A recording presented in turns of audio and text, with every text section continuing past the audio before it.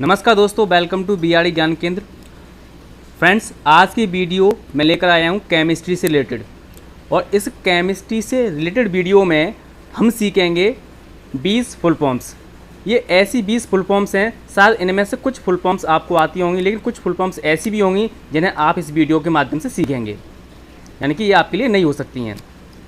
और ये video competitive exam के स्टूडेंट्स को भी हेल्प कर सकती है, क्योंकि कभी कभी कॉम्पिटिटिव एग्ज़ाम में भी कुछ फुल फॉर्म्स पूछ ली जाती हैं। तो चलिए शुरू करते हैं इस वीडियो को पहली फुल फॉर्म के साथ। तो यहाँ पर देख रहे होंगे शुरुआत में पहले पे नंबर पर लिखा हुआ है यहाँ पर BHC।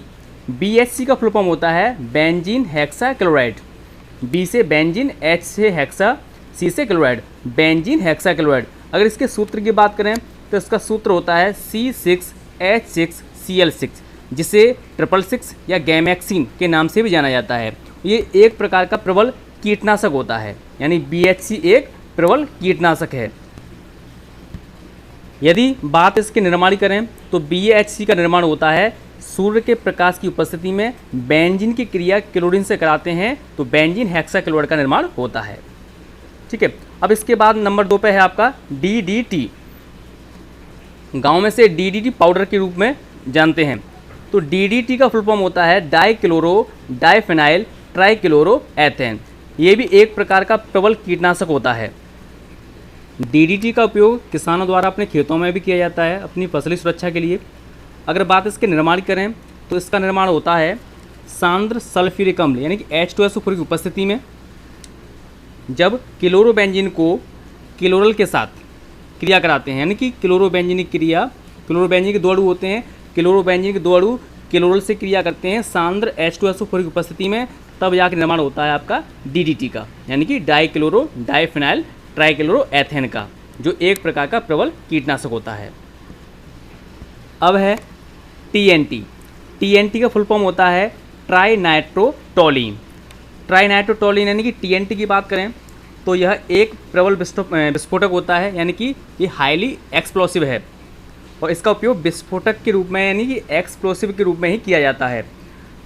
देखने में यह पीले रंग का क्रिस्टली ठोस होता है। यदि TNT में अमोनियम नाइट्रेट मिला दें तो एमाटोल बनता है, जो TNT से भी प्रबल विस्फोटक है। तो हमने सीखा यहाँ पर TNT का फुल फॉर्म होता है ट्राइनाइट्रोटोलीन, जो एक प्रकार का विस्फोटक पदार्थ होता है। अब बात करते हैं TNG की। TNG फुल फॉर्म होती है ट्राइनाइट्रोग्लिसरीन। ट्राइनाइट्रोग्लिसरीन ये एक प्रकार का एरोमेटिक हाइड्रोकार्बन होता है, यानी कि चक्रीय कंपाउंड, यानी कि साइक्लिक कंपाउंड है, ये चक्रीय यौगिक है। इसके बाद है TNP। इसका फुल फॉर्म होता है ट्राइनाइट्रोफिनॉल। ट्राइनाइट्रोफिनॉल यानी TNP को हम पिक्रिक एसिड यानी कि पिक्रिक अम्ल के रूप में भी जानते हैं। यदि बात पिक्रिक अम्ल की करें तो पिक्रिक अम्ल पीला क्रिस्टली ठोस होता है और इसका स्वाद बहुत कड़वा होता है। यह एक प्रबल अम्ल है और यह एरोमेटिक हाइड्रोकार्बनों, फिनॉल्स और एमीन्स के साथ पीले रंग के अवलय योगात्मक यौगिक बनाता है, जिन्हें हम पिकेट कहते हैं, पिकरेट कहते हैं। और पिक्रिक अम्ल का उपयोग पीले रंजक के रूप में और कार्बनिक विश्लेषण में होता है। अब है TNB, यानी कि TNB का फुल फॉर्म है यहाँ पर ट्राइनाइट्रोबेंजीन। बात ट्राइनाइट्रोबेंजीन की करें तो ये भी एक विस्फोटक पदार्थ होता है और इसका निर्माण होता है मेटा डाइनाइट्रोबेंजीन को सदुम नाइट्रिक अम्ल और सदुम सल्फ्यूरिक अम्ल के मिश्रण के साथ गर्म करते हैं, तब जाकर TNB यानी कि ट्राइनाइट्रोबेंजीन बनता है।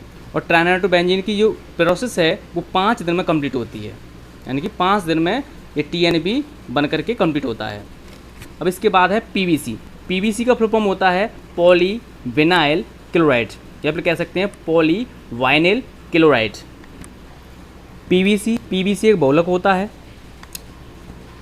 जिसका उपयोग पाइप्स वगैरह बनाने में होता है।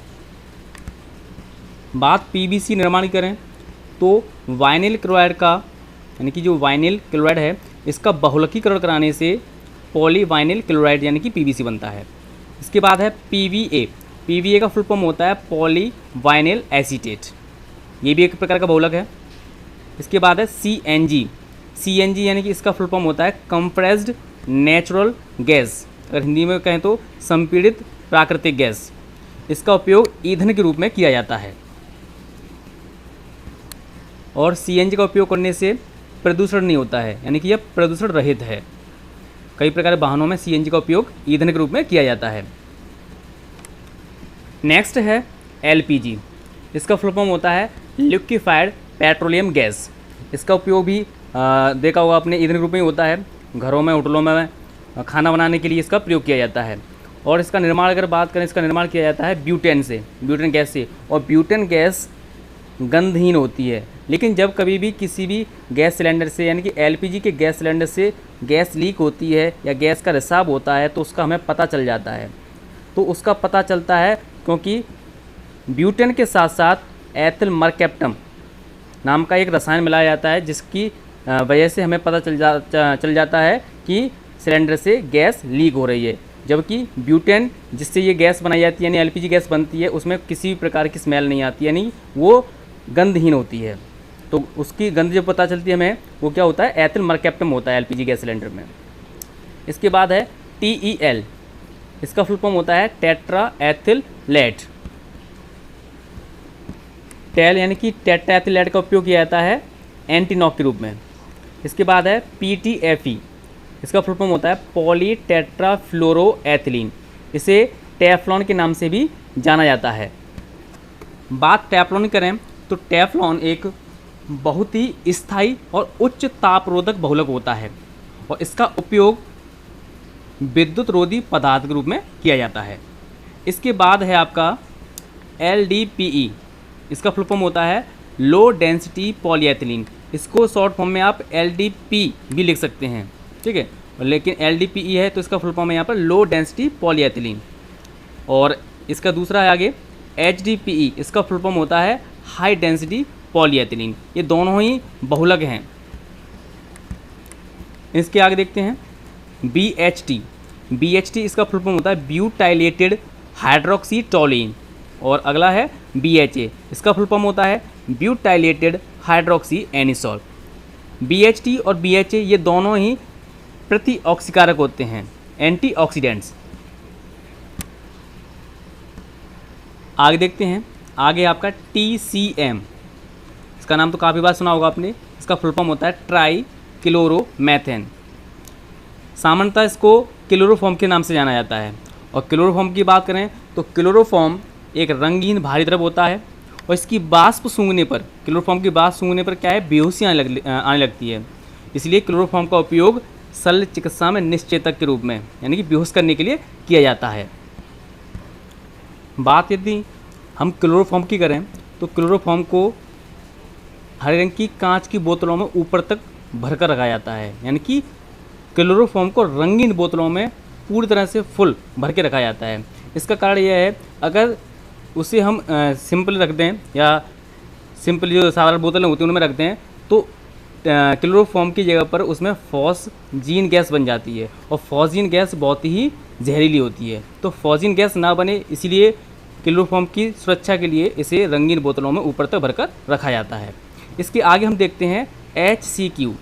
HCQ इस नाम से तो हर कोई वाकिफ़ है इस वक्त, क्योंकि कोरोना वायरस के लिए इससे वैक्सीन बनाने के लिए प्रयास किए जा रहे हैं। तो HC का फुल फॉर्म होता है हाइड्रोक्सी क्लोरोक्वीन। हाइड्रोक्सी क्लोरोक्वीन है इसका पूरा नाम।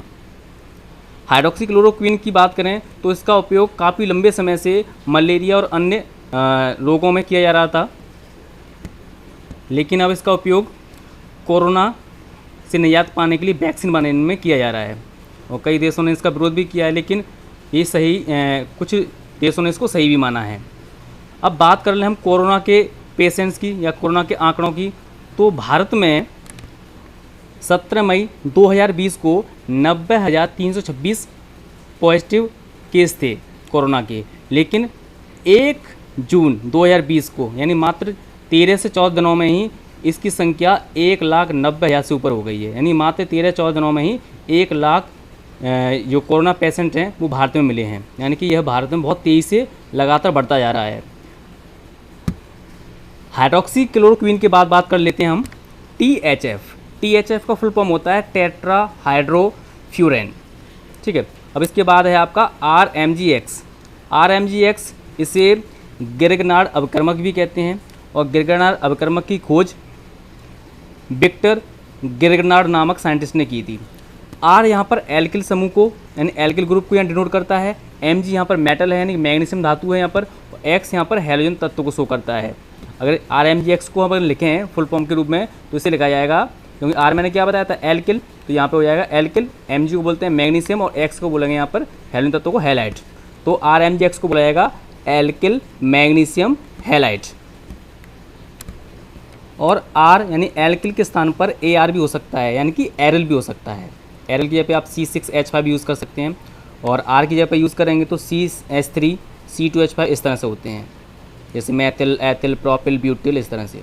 और X के स्थान पर आप हैलोजन तत्वों में जैसे कि क्लोरीन है, ब्रोमीन है, आयोडीन है, इनका यूज़ कर सकते हैं, यानी कि Cl, Br और I।